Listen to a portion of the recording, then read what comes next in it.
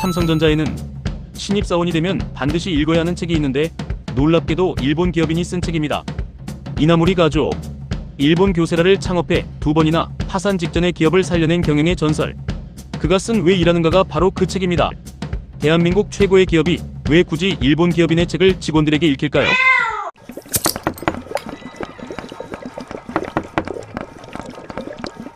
저는 이 책을 펼치는 순간 그 이유를 알았습니다.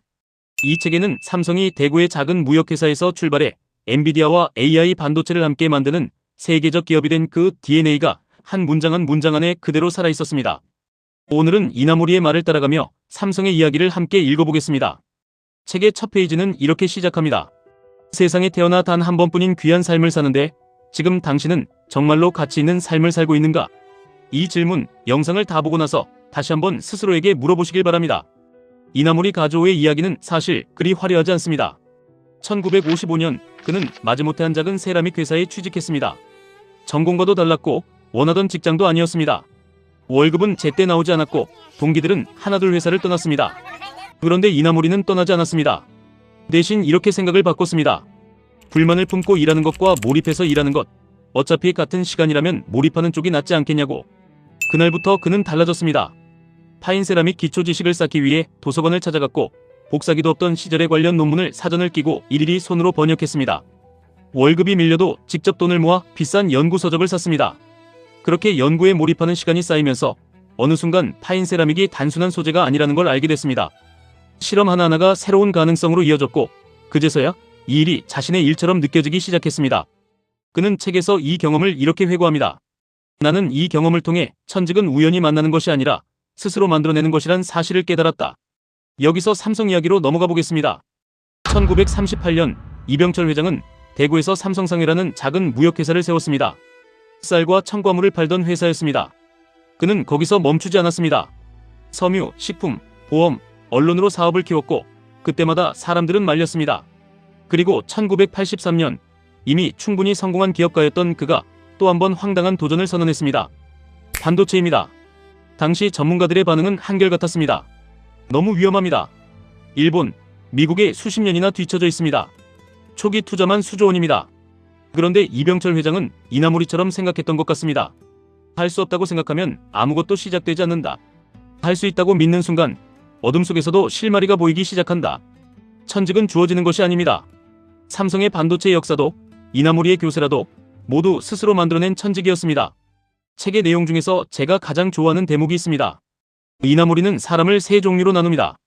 불을 붙여줘야 겨우 타는 가연성 인간, 불을 붙여도 절대 타지 않는 불연성 인간, 그리고 스스로 타오르는 자연성 인간. 그러면서 이렇게 말합니다. 스스로 타오르기 위해서는 자신이 하고 있는 일을 좋아하는 동시에 자신이 왜 그 일을 하는지 명백한 목표를 지니고 있어야 한다. 이 구절을 읽으면서 저는 1993년 독일 프랑크푸르트의 이건희 회장이 떠올랐습니다. 당시 삼성은 세계 시장에서 값싼 이류 브랜드였습니다. 미국 전자제품 매장을 가면 삼성 TV는 구석에 먼지를 뒤집어 쓰고 있었고 일본 소니나 파나소닉 옆에는 끼지도 못했습니다. 이건희 회장은 임원들을 프랑크푸르트로 불러 모아 그 현실을 직접 보여줬습니다. 그리고 선언했습니다. 마누라와 자식 빼고 다 바꿔라. 이것은 위기에 처한 리더가 내지른 분노의 말이 아니었습니다. 이나모리가 말한 자연성 인간이 스스로 불을 붙이는 순간이었습니다. 자신이 왜 이 일을 하는지, 삼성이 어디까지 가야 하는지 명백히 알기에 나올 수 있는 선언이었습니다. 그리고 2년 뒤 이 회장은 그 확신을 더욱 강렬하게 증명했습니다. 1995년 구미 공장 마당에 불량 휴대폰 15만 대가 쌓였습니다. 500억 원어치였습니다. 전 직원이 지켜보는 앞에서 그것들을 모두 불태웠습니다. 이나모리는 책에서 이렇게 경고합니다. 지우개로 지울 수 없는 실수가 있다. 사람이기 때문에 실수할 수 있다. 다시 고치면 된다고 생각하는 사람은 또다시 실수를 반복하기 마련이다. 그날의 화형식은 삼성 전체에 이 메시지를 뼛속까지 새겼습니다. 최고가 아니라 완벽을 추구하라. 삼성의 품질 DNA는 그날부터 완전히 달라졌습니다. 책에 이런 구절이 나옵니다. 매일 깊게 고민하면 소망이 잠재의식까지 침투한다. 그렇게 되면 특별히 의식하지 않고도 생각지 못한 순간에 잠재의식이 가동되어 좋은 아이디어가 떠오른다. 뇌과학에서는 이것을 망상활성계, RAS라고 부릅니다. 간절히 원하는 것에 뇌가 자동으로 집중하기 시작하는 현상입니다. 삼성의 반도체 역사가 이 원리에 살아있는 증거입니다. 1983년 삼성은 64K D램 개발에 뛰어들었습니다. 일본과 미국에 수십 년이나 뒤처진 완전한 후발주자였습니다. 엔지니어들은 연구실에서 먹고 잤습니다. 24시간 반도체 생각만 했습니다. 그 간절함이 잠재의식까지 침투했을 때 기적이 일어났습니다. 1992년 디램 세계 최초 개발, 1993년 메모리 반도체 세계 1위, 그리고 지금까지 30년 이상 1위를 지키고 있습니다. 그런데 2023년 30년 1위의 삼성에 균열이 생겼습니다. AI 시대의 핵심 부품인 HBM, 고대 역폭 메모리 시장에서 SK하이닉스의 주도권을 빼앗긴 것입니다. 시장 점유율 SK하이닉스 59%, 삼성전자 20%. 이나모리는 이런 상황을 예견한 듯 책에서 말합니다. 삶이 순조롭게만 흘러갔다면 나는 현실에 만족하며 안일하게 살았을지도 모른다. 30년의 성공이 오히려 독이 됐습니다. 그러나 삼성은 거기서 무너지지 않았습니다. 경쟁사들이 기존 기술을 고집하는 동안 삼성은 디램 설계 자체를 처음부터 다시 했습니다. 두 단계를 건너뛰어 최신 일시 공정을 차세대 HBM사에 바로 적용하는 승부수를 던졌습니다. 이나모리가 말한 반성의 자세, 그 겸허함이 삼성을 다시 일으켰습니다. 그 결과가 2026년 3월에 나타났습니다. 엔비디아 GTC 행사에서 CEO 젠슨 황이 기조연설을 마치자마자 삼성 부스를 직접 찾아왔습니다. 그리고 메모리에 사인을 남겼습니다. 삼성은 이제 단순히 부품을 납품하는 회사가 아닙니다. 엔비디아와 함께 AI 반도체의 미래를 설계하는 파트너가 됐습니다. 이나모리는 이렇게 썼습니다. 높은 목표를 달성하려면 간절한 바람이 잠재의식에 닿을 만큼 미칠 정도로 몰두해야 한다. 삼성이 30년 만에 위기를 딛고 다시 정상으로 돌아온 힘은 바로 그 간절함이었습니다. 이 책에는 파나소닉 창업자 마스시타 고노스케의 일화가 나옵니다. 어느 강연에서 마스시타가 말했습니다. 경영은 댐을 만드는 것과 같습니다. 여유가 있을 때 힘을 쌓아두고 어려울 때 그것으로 버텨야 한다는 뜻이었습니다. 강연장에 있던 이나모리는 그 말에 크게 충격을 받았다고 합니다. 그리고 책에 이렇게 씁니다. 경기가 호황일 때라고 해서 방만하게 경영해선 안 됩니다. 경기가 좋지 않을 때를 대비해 여유가 있을 때 미리미리 힘을 비축해 두어야 합니다. 삼성이 30년간 반도체 1위를 지킨 비결 중 하나가 바로 이 댐 경영입니다. 반도체 산업은 호황과 불황이 극심하게 반복됩니다. 공급이 넘치면 가격이 반토막 나고 대부분의 기업은 살아남기 위해 투자를 줄입니다. 삼성은 그 반대로 움직입니다. 불황일 때 공격적으로 투자합니다. 경쟁사들이 허리띠를 졸라매는 그 시간 동안 삼성은 더 좋은 설비를 더 싼 값에 들여놓습니다. 그리고 호황이 왔을 때 홀로 공급할 수 있는 삼성이 시장을 장악합니다. 이 사이클이 30년간 반복됐습니다. 물론 이 전략이 언제나 통한 것은 아닙니다. HBM 위기가 그 증거입니다. 댐이 아무리 튼튼해도 물의 방향이 바뀌면 새로운 댐을 쌓아야 한다는 것을 삼성은 뼈아프게 배웠습니다. 이나모리는 덧붙입니다. 그렇게 하려고 마음먹는 것, 그 간절한 다짐이 경영의 시작이라고.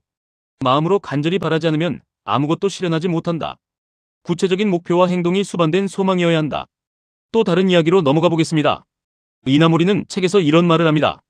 수많은 사람이 이미 걸어간 아무것도 남아있지 않은 평탄한 길을 걷기보다는 힘들어도 새로운 것을 발견할 가능성이 있는 길을 걸어가자. 저는 이 문장을 읽으며 삼성의 폴더블 스마트폰이 생각났습니다. 2007년 스티브 잡스가 아이폰을 들고 무대에 올랐습니다. 그 순간 스마트폰의 역사가 새로 쓰이기 시작했습니다. 당시 삼성은 피처폰 시장의 강자였습니다. 그 성공이 오히려 변화를 늦췄습니다. 하지만 삼성은 따라잡는 것에 만족하지 않았습니다. 갤럭시로 반격해 아이폰과 시장을 양분한 뒤 다음 질문을 던졌습니다. 스마트폰의 다음 형태는 무엇인가? 그 질문의 답을 찾는데 11년이 걸렸습니다. 2008년부터 시작된 폴더블 디스플레이 연구가 2019년 갤럭시 폴드로 세상에 나왔습니다. 세계 최초 인폴딩 폴더블 스마트폰이었습니다. 이나모리의 말이 딱 들어맞습니다. 세상의 모든 위대한 업적은 사소한 데에서 시작하고 그 사소한 것에 애정을 갖는 사람만이 위대해지는 법이다. 힌지 하나의 주름을 0.1mm 줄이는 집착, 화면 접히는 각도를 수만 번 반복 검증하는 인내, 그 사소한 것들에 11년을 쏟아부은 결과가 갤럭시 폴드였습니다. 그리고 삼성은 거기서도 멈추지 않았습니다. 2025년 12월 3번 접히는 스마트폰 갤럭시 Z 트라이폴드가 공개됐습니다. 여기에 멀티모달 AI까지 탑재됐습니다. 카메라로 눈앞의 상황을 보여주면 AI가 실시간으로 조언하는 세상이 됐습니다. 이나모리는 이렇게 썼습니다.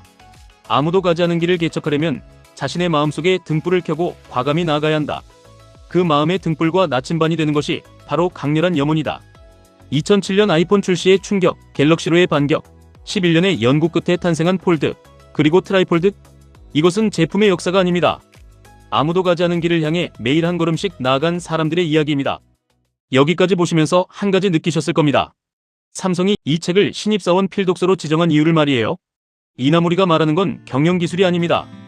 일을 대하는 태도, 삶을 대하는 자세입니다. 그리고 삼성의 역사는 그 자세가 실제로 어떤 결과를 만들어내는지 보여주는 70년짜리 증거입니다. 이나모리는 책의 마지막 즈음에 이런 공식을 제시합니다. 올바른 사고방식 곱하기 열의 곱하기 능력, 이것이 인생과 일의 결과라고. 흥미로운 것은 순서입니다. 능력이 아니라 사고방식이 맨 앞에 있습니다. 이유가 있습니다.